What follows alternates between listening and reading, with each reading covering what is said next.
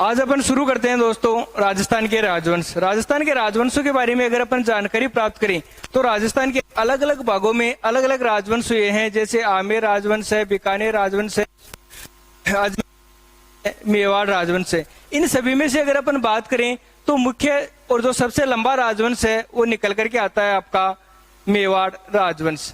मेवाड़ राजवंश के बारे में अगर अपन बात करें तो मेवाड़ राजवंश के बारे में जानकारी मिलती है कि मेवाड़ का जो राजवंश था वो राजस्थान का सबसे प्राचीन राजवंश माना जाता है मेवाड़ राजवंश को। इस राजवंश की स्थापना हुई थी लगभग 566 ईस्वी के आसपास।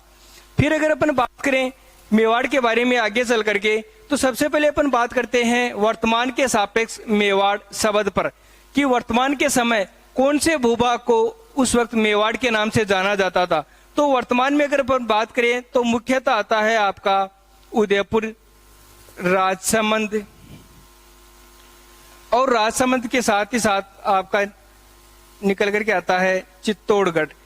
यह भूभाग उस वक्त किस नाम से जाना जाता था? मेवाड़ के नाम से जाना जाता था। वर्तमान में उदयपुर, राजसमंद और चित्तौड़गढ़ वाले भाग को ही मेवाड़ के नाम से जाना जाता है।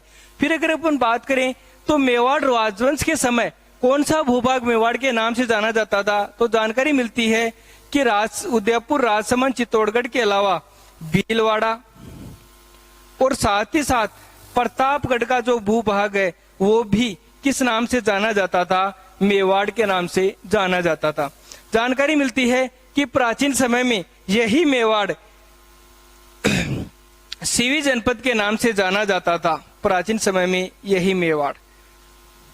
फिर जानकारी मिलती है इसी सीवी जनपद के बारे में कि इस सीवी जनपद की जो राजधानी हुआ करती थी वो राजधानी हुआ करती थी मध्यमिका और इसी को कहा जाता है नगरी। और वर्तमान में यही मध्यमिका कहलाती है चित्तौड़गढ़। चित्तौड़गढ़ के नाम से जाना जाता है इस मध्यमिका को। जानकारी मिलती है कि आगे चल करके इसी सीवी जनपद में मेद जाति का बाहुल्य होने के कारण यही क्षेत्र जाना जाने लग गया मेदपाट के नाम से और धीरे धीरे यही क्षेत्र कहलाने लग गया प्रागवाट और आगे चल करके यही प्रागवाट बदल जाता है मेवाड़ में। अब अपन अगर बात करें तो मेवाड़ में जिस वंश ने शासन किया था वो वंश था गोहिल वंश। अब अपन जानकारी लेते हैं गोहिल वंश के बारे में कि कौन थे गोहिल, कहां से, कैसे इनकी उत्पत्ति होती है और क्या इनके बारे में इतिहासकारों का अलग अलग मत निकल करके आता है। अपन जानकारी लेते हैं इस गोहिल वंश के बारे में। तो शुरू करते हैं अपन गोहिल वंश के बारे में। अलग अलग इतिहासकारों के अलग अलग जो मत निकल करके आते हैं कि कौन था गोहिल वंश का संस्थापक, ये बात अपन जानते हैं। जो गोहिल वंश था उन गोहिलों की उत्पत्ति को लेकर और मेवाड़ में कौन था गोहिल वंश का संस्थापक, तो देखते हैं अपन एक बार।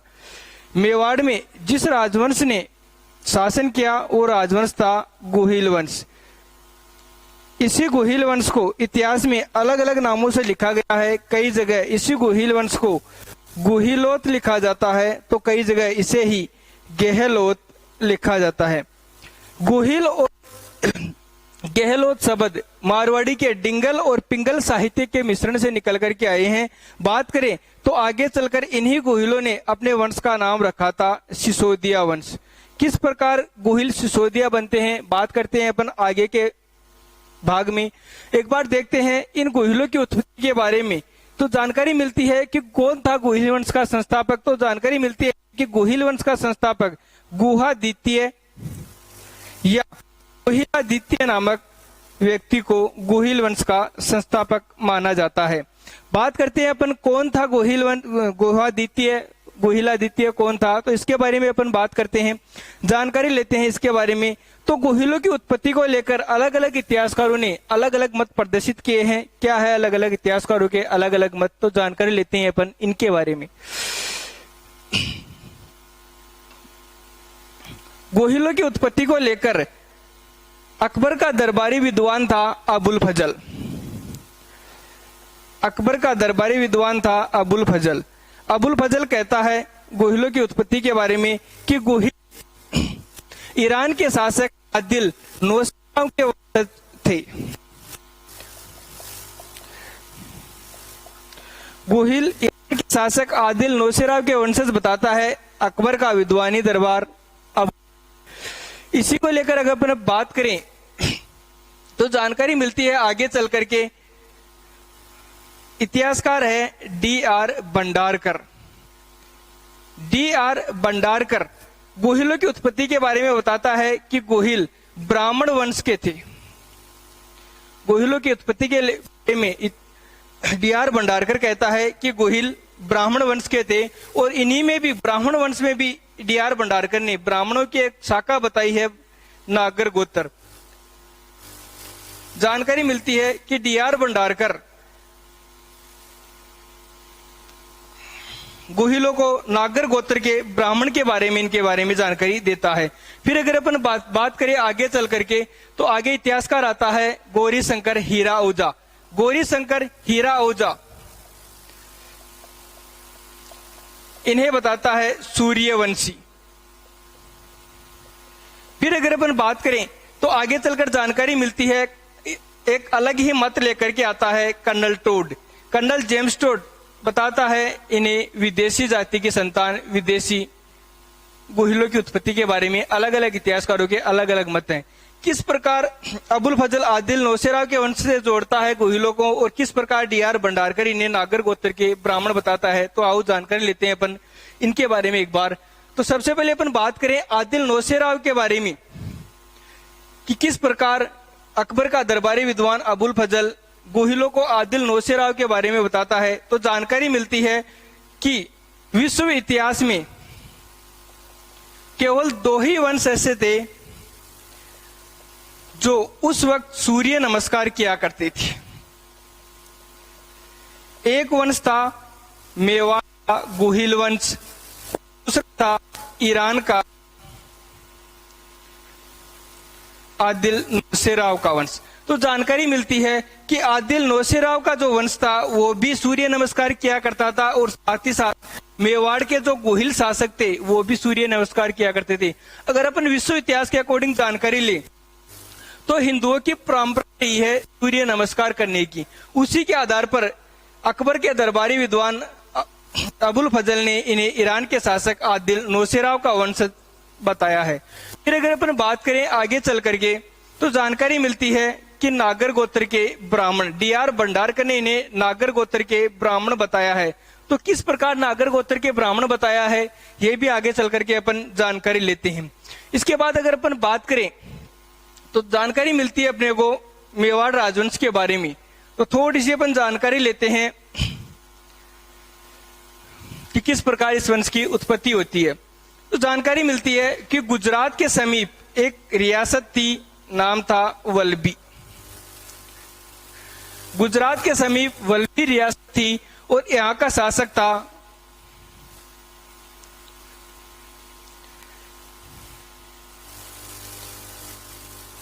शीलादित्य। शीलादित्य नाम का व्यक्ति यहाँ का शासक बताया जाता है वल्लभी का। जानकारी मिलती है कि इस शीलादित्य पर लगभग 524 ईसा पूर्व आक्रमण होता है विदेशियों का।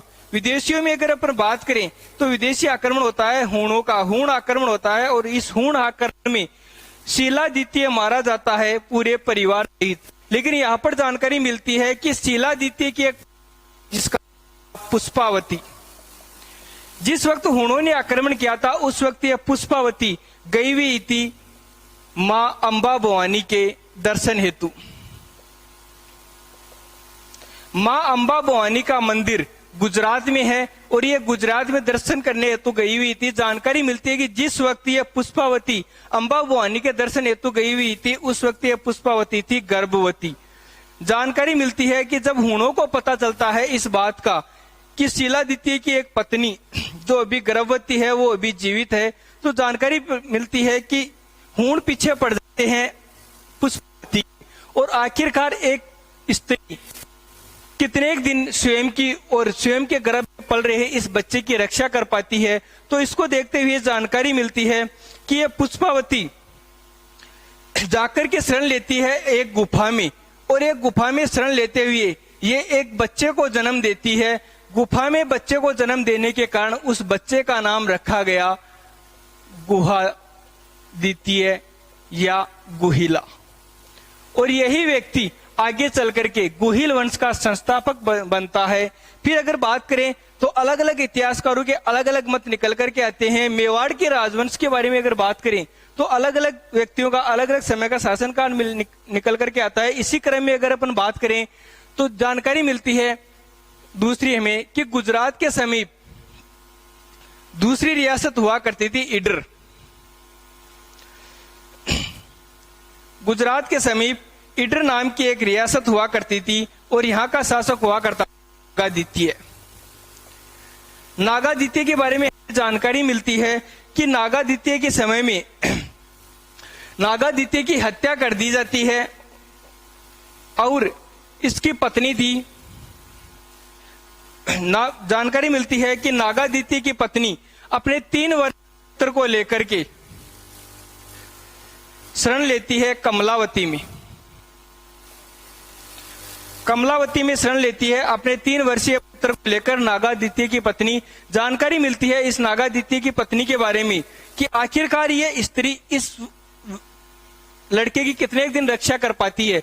तो जानकारी मिलती है कि कमलावती के वंशजों को जब नागादित्य की पत्नी अपने 3 वर्षीय पुत्र को समर्पित कर देती है तो यही कमलावती के वंशज इसे लेकर के निकल जाते हैं नायक के जंगलों में। क्यों नायक के जंगलों में निकल जाते हैं इसे लेकर के? क्यों? क्योंकि इस वक्त कमलावती पर बीलों का आतंक था और बीलों के आतंक से बचाने के लिए कमलावती के वंशज नागादित्य के इस 3 वर्षीय पुत्र को लेकर के निकल जाते हैं नायक के जंगलों में। नायक के जंगलों की अगर बात करें अपन तो गुजरात, मध्य प्रदेश और राजस्थान का जो सीमावर्ती एरिया है वहां पर है आपके नायक के जंगलों के बारे में जानकारी मिलती है। और जानकारी मिलती है कि नायक के जंगलों में यही 3 वर्षीय पुत्र नागादित्य का एक ब्राह्मण की गाय चराया करता था और इसके बारे में जानकारी मिलती है कि ये ब्राह्मण की गाय चराता था ये नागादित्य का 3 वर्षीय पुत्र। जानकारी लेते हैं कि कौन था ये 3 वर्षीय पुत्र, तो इसके बारे में अपन एक बार जानकारी लेते हैं। तो उल्लेख मिलता है कि नागादित्य का यह 3 वर्षीय पुत्र ब्राह्मणों की गाय चराया करता था। तो कहीं ना कहीं आकर के अपने को जानकारी मिलती है कि इतिहासकार D.R. भंडारकर का मत भी सही होता है, क्योंकि D.R. भंडारकर ने इन्हीं गुहिलों को नागर गोत्र के ब्राह्मण के बारे में जानकारी दी है अपने को। अब अपन बात करें कि कौन था ये 3 वर्षीय पुत्र, तो जानकारी मिलती है कि ये 3 वर्षीय पुत्र जिसका नाम था बप्पा,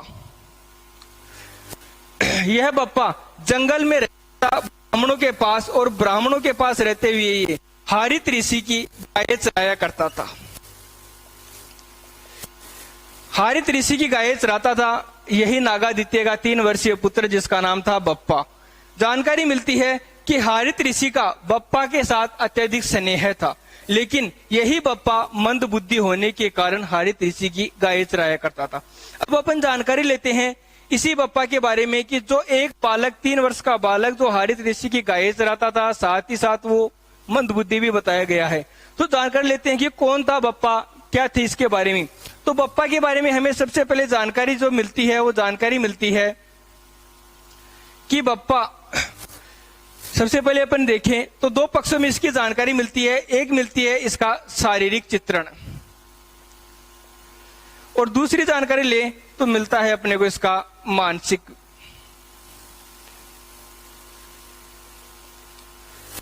मिलता है बप्पा रावल के बारे में।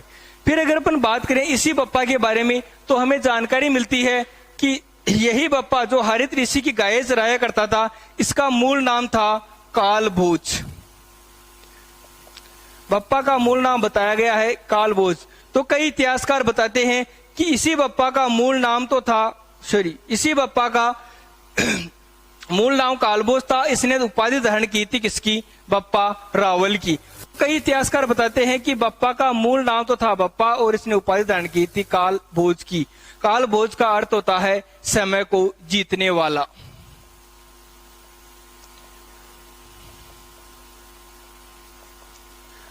फिर अगर अपन जानकारी ले इसके आगे चल करके तो इसी इस बप्पा के बारे में इसका जो शारीरिक चित्रण है उसके बारे में जानकारी मिलती है।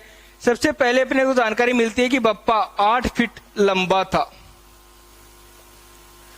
बप्पा के बारे में जो जानकारी मिलती है उसके बारे में शारीरिक चित्रण के बारे में वर्णन मिलता है कि बप्पा 8 फीट क्या था, लंबा था। फिर जानकारी मिलती है कि बप्पा का वजन था 300 केजी, 300 किलो इसका वजन था। फिर अगर अपन बात करें तो जानकारी मिलती है अपने को कि बप्पा 52 हाथ की धोती पहनता था। फिर जानकारी मिलती है अपने को आगे चल करके कि बप्पा 32 मन की खड़ग उठाया करता था। फिर इसी बप्पा के बारे में अपने को आगे चल करके जानकारी मिलती है कि बप्पा एक समय में 2 बकरे खाया करता था। भोजन के रूप में यह व्यक्ति 2 बकरे चबा जाया करता था। इसके बारे में जानकारी मिलती है शारीरिक पक्ष के बारे में। फिर अगर अपन बात करें तो मानसिक पक्ष के बारे में बताया गया है बप्पा का वर्णन कि बप्पा बचपन से ही क्या था, मंद बुद्धि था बप्पा। अब अपन बात करें कि जो व्यक्ति इसके मानसिक पक्ष के बारे में मंद बुद्धि है वो व्यक्ति आगे चल करके एक शासक कैसे बनता है। तो जानकारी मिलती है अपने को कि बप्पा जंगल में रहता था, ब्राह्मणों की गाय चराया करता था और ब्राह्मणों में इसके बारे में जानकारी मिलती है कि यह हारित ऋषि की गाय चराया करता था। तो यहीं से अपने को जानकारी मिलती है कि हारित ऋषि का बप्पा से अत्यधिक स्नेह होने के कारण यही हारित ऋषि उपासना करता है भगवान शिव की, और भगवान शिव की उपासना के कारण भगवान शिव प्रसन्न होकर के वरदान देते हैं बप्पा को राजयोग का। बप्पा को राजयोग का वरदान देते हैं भगवान शिव प्रसन्न होकर के। अब अपन आगे बात करें बप्पा के बारे में, तो बप्पा के बारे में अपने को जानकारी मिलती है कि बप्पा ने लगभग 734 ईस्वी में चित्तौड़ के शासक मौर्य शासक मान मौर्य को हराते हुए चित्तौड़ में स्थापना की थी गुहिल वंश की।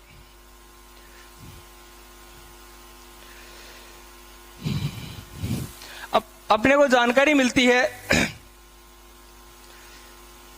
इसी बप्पा के बारे में। अपन जानकारी लेते हैं थोड़ी सी। तो बप्पा के बारे में हमें जानकारी मिलती है कि लगभग 734 ईस्वी में बप्पा ने चित्तौड़ के मौर्य शासक मान मौर्य को हराते हुए चित्तौड़ पर नींव रखी थी गुहिल वंश की स्थापना की थी बप्पा ने। फिर अगर अपन आगे जानकारी ले तो बप्पा के बारे में जानकारी मिलती है कि बप्पा ने अपनी प्रारंभिक राजधानी तो बसाई थी, वो प्रारंभिक राजधानी बसाया था इसने नागदा को। बप्पा ने अपनी प्रारंभिक राजधानी नागदा को बसाया था और नागदा को बसाते हुए इसने अपने पूज्य देव के रूप में एकलिंग जी के मंदिर का निर्माण करवाया था। जानकारी मिलती है कि एकलिंग जी का मंदिर नागदा में ही स्थित है। इसके बाद में अगर अपन बात करें तो बप्पा के बारे में जानकारी मिलती है कि लगभग 753-54 ईस्वी के आसपास बप्पा की मृत्यु हो गई थी। इसी में अगर अपन बात करें तो अपने को जानकारी मिलती है कि बप्पा का जो समाधि स्थल स्थित है वो समाधि स्थल भी कहाँ स्थित है, नागदा में ही स्थित है। दूसरी बात अपने को इसी बप्पा के बारे में जानकारी मिलती है कि बप्पा की समाधि अपने को कहाँ मिलती है, खुरासान में भी मिलती है, लेकिन ये कोई ऑथेंटिक प्रूफ नहीं है कि यही। बप्पा के बारे में अगर बात करें तो जानकारी मिलती है कि बप्पा ने प्रारंभिक मेवाड़ की राजधानी बनाई थी नागदा को, और नागदा में बप्पा की मृत्यु होती है और यहीं पर इसके समाधि का निर्माण किया जाता है। फिर अगर अपन बात करें तो बप्पा ने ही कैलाशपुरी नागदा उदयपुर में स्थापित करवाया था, एकलिंग जी के मंदिर का निर्माण करवाया था। यह मंदिर लगभग बप्पा रावल की समाधि से 1-1.5 किलोमीटर आगे स्थित है। अब अगर बात करें कालाक्रम के अनुसार मेवाड़ के राजवंश के बारे में तो जानकारी मिलती है कि बप्पा के बाद मेवाड़ का अगले शासक के बारे में जानकारी मिलती है जिसका नाम था अल्हट। अल्हट के बारे में जो जानकारी मिलती है वो लेते हैं अपन एक बार। जानकारी मिलती है कि अल्हट 10वीं बारे में अपने को जानकारी मिलती है कि अल्हट मेवाड़ का शासक बनता है 10वीं शताब्दी के आसपास। 10वीं शताब्दी के आसपास अल्हट मेवाड़ का शासक बनता है और जानकारी मिलती है कि अल्हट शासक बनने के बाद सबसे पहले अपना विवाह करता है हूण राजकुमारी हरियल देवी के साथ। हूण राजकुमारी हरियल देवी के साथ अल्हट अपना विवाह करता है। तात्कालिक इतिहास में देखे राजपूताने के इतिहास में तो ये पहला अंतरराष्ट्रीय विवाह था अल्हट और हूण राजकुमारी हरियल देवी का। अगर बात करें अपन भारत के इतिहास में तो भारत के इतिहास में अपने को जानकारी मिलती है कि पहला अंतरराष्ट्रीय विवाह था चंद्रगुप्त मौर्य और हेलेना का विवाह पहला अंतरराष्ट्रीय विवाह था। फिर अगर अपन जानकारी लें अल्हट के बारे में तो अल्हट विवाह करता है हूण राजकुमारी हरियल देवी के साथ ही साथ अल्हट मेवाड़ का शासक बनते हुए मेवाड़ की राजधानी स्थापित कर देता है आहड़। अल्हट मेवाड़ की राजधानी आहड़ को स्थापित कर देता है और जानकारी मिलती है कि मेवाड़ के इतिहास में पहली बार नौकरशाही का गठन करने वाला पहला शासक था अल्हट। नौकरशाही होती है सत्ता का विकेंद्रीकरण। फिर अगर अपन बात करें तो मेवाड़ के इतिहास में अपने को कालानुक्रम के अनुसार मेवाड़ के इतिहास की जो जानकारी मिलती है वो मिलती है रणसिंह नाम के शासक के बारे में। जानकारी मिलती है अपने को कि अल्हट के बाद कालानुक्रम के अनुसार रणसिंह शासक बनता है मेवाड़ का लगभग 1158 ईस्वी में। 1158 ईस्वी में रणसिंह मेवाड़ का शासक बनता है और जानकारी मिलती है कि रणसिंह के 2 पुत्र थे। बड़े पुत्र का नाम था शेम सिंह और छोटे पुत्र का नाम था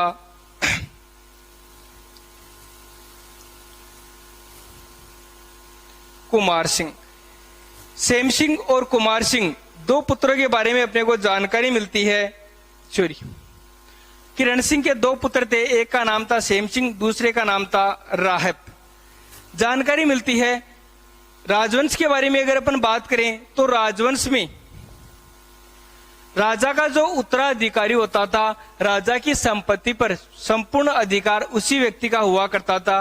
रणसिंह का बड़ा पुत्र था शेम सिंह, छोटा पुत्र था राहब। तो राहब को यह जानकारी हो गई थी कि अगर मैं मेवाड़ के इतिहास में मेवाड़ के राजवंश में हस्तक्षेप करता हूं तो भी मुझे मेवाड़ का उत्तराधिकार प्राप्त नहीं होता है। क्यों? क्योंकि मेरा बड़ा भाई कौन है? शेम सिंह। तो संपूर्ण जो उत्तराधिकार प्राप्त होगा पिताजी की मृत्यु के बाद वो शेम सिंह को प्राप्त होगा, मुझे क्या प्राप्त होगा। दूसरी बात, अगर मैं लड़ाई झगड़ा करना चाहूं तो घर में ही लड़ाई झगड़ा करने से कोई फायदा है नहीं। तो जानकारी मिलती है कि राहब मेवाड़ छोड़कर अपना नया ठिकाना बसाता है सिसोदा और सिसोदा ठिकाने को बसाते हुए उपाधि धारण करता है राणा की। इधर अगर अपन बात करें तो शेम सिंह रणसिंह की मृत्यु के बाद मेवाड़ का अगला उत्तराधिकारी बनता है और उपाधि धारण करता है रावल की। इस प्रकार अपन बात करें तो मेवाड़ के इतिहास में रावल शाखा का संस्थापक बताया जाता है शेम सिंह को, तो राणा शाखा का संस्थापक बताया जाता है राहब को। अपने को ये जानकारी मिलती है। आगे चल करके अपन बात करें कि राहब अपना नया ठिकाना बसाता है सिसोदा और यही गोहिल वंश आगे चल करके किस प्रकार सिसोदिया वंश में परिवर्तित होता है ये भी जानकारी लेंगे। फिर अपने को जानकारी मिलती है कि शेम सिंह के 2 पुत्र थे। एक पुत्र का नाम था सामंत सिंह और दूसरे पुत्र का नाम था कुमार सिंह।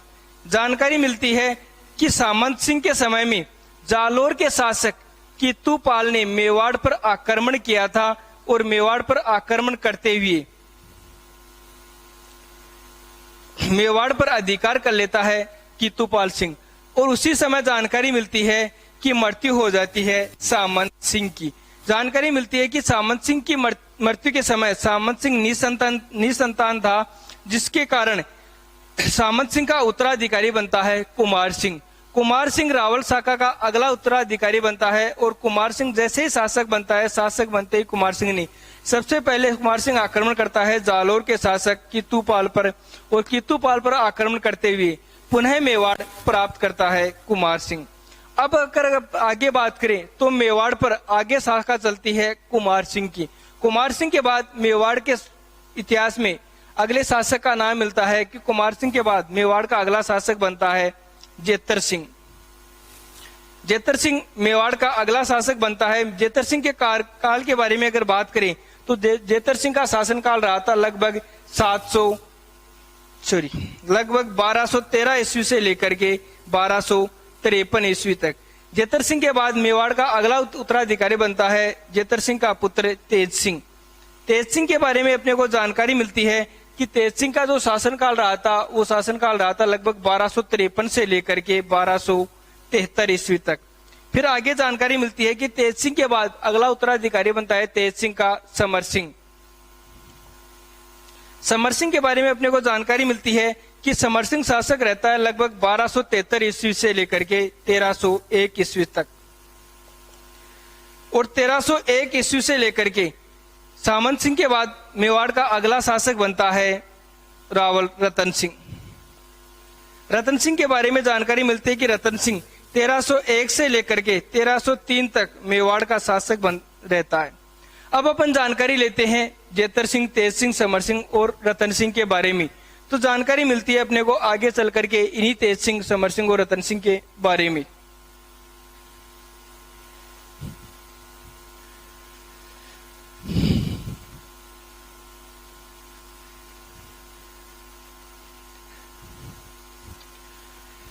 जानकारी लेते हैं अपन जेतर सिंह के बारे में। जेतर सिंह का शासनकाल रहा था लगभग 1213 ईस्वी से लेकर के 1253 ईस्वी तक। जानकारी मिलती है कि जेतर सिंह के काल को सबसे पहले अपनी जानकारी लें तो जेतर सिंह के काल को इतिहासकार हुआ है डॉक्टर दशरथ शर्मा। डॉक्टर दशरथ शर्मा ने जेतर सिंह के काल को मध्यकालीन मेवाड़ के इतिहास का स्वर्णिम काल बताया है। इतिहासकार दशरथ शर्मा ने जेतर सिंह के काल को मेवाड़ के इतिहास का मध्यकालीन स्वर्णिम इतिहास बताया है। फिर अगर अपन जानकारी ले जेतर सिंह के बारे में तो जानकारी मिलती है कि जेतर सिंह के काल में दिल्ली का शासक था, दिल्ली सल्तनत का शासक हुआ करता था इल्तुतमिश। इल्तुतमिश शासक बनते ही अभियान लेकर के आता है मेवाड़ पर और मेवाड़ पर लगभग इल्तुतमिश ने 26 बार आक्रमण किए थे और हर एक आक्रमण में इल्तुतमिश सफल रहता है। जानकारी मिलती है कि इल्तुतमिश का अंतिम आक्रमण जेतर सिंह के खिलाफ था लगभग 1227 ईस्वी में। 1227 ईस्वी में इल्तुतमिश जेतर सिंह के खिलाफ अंतिम अभियान लेकर के आता है और दोनों के मध्य युद्ध होता है नागदा का युद्ध।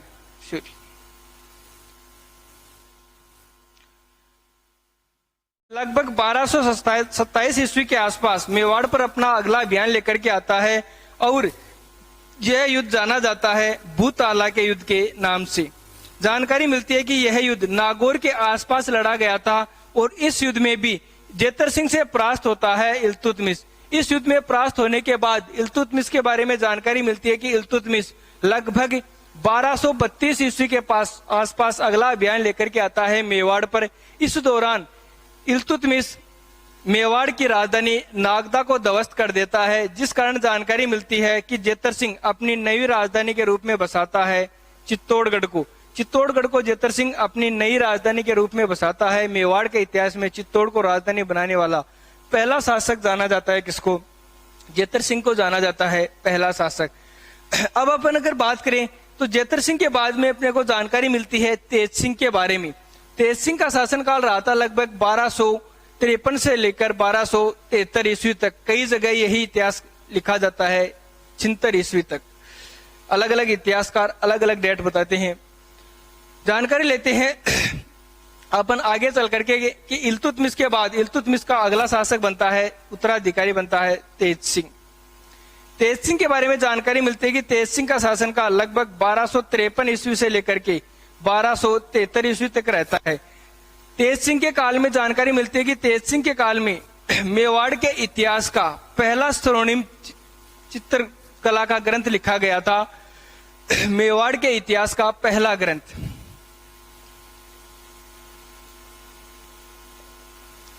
मेवाड़ के इतिहास का प्रथम चित्रित ग्रंथ लिखा गया था श्रावण प्रतिक्रमण सूत्र चूर्णी।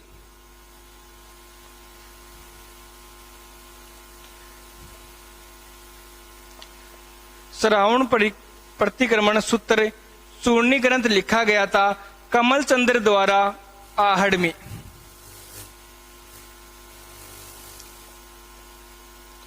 कमल चंद्र द्वारा आहड़ में लिखा गया था। ये जो पत्र था ये चित्रकला का पहला चित्रित ग्रंथ था जो ताम्रपत्र पर लिखा गया था। इसके बाद में अगर अपन बात करें तो तेज सिंह के बाद अगला शासक बनता है तेज सिंह का पुत्र समर सिंह। समर सिंह के बारे में जानकारी मिलती है कि समर सिंह का जो शासनकाल रहा था वो शासनकाल रहा था लगभग 1273 ईस्वी से लेकर के 1301 ईस्वी तक। जानकारी मिलती है कि समर सिंह के शासनकाल में दिल्ली सल्तनत का शासक था अलाउद्दीन खिलजी। अलाउद्दीन खिलजी अपनी सेनाएं भेजता है लगभग 1296-97 में गुजरात अभियान पर। जिस दौरान गुजरात अभियान पर अलाउद्दीन खिलजी अपनी सेनाएं भेजता है, जानकारी मिलती है कि उस समय समर सिंह ने अलाउद्दीन खिलजी से शुल्क वसूल किया था सेना को रास्ता देने का।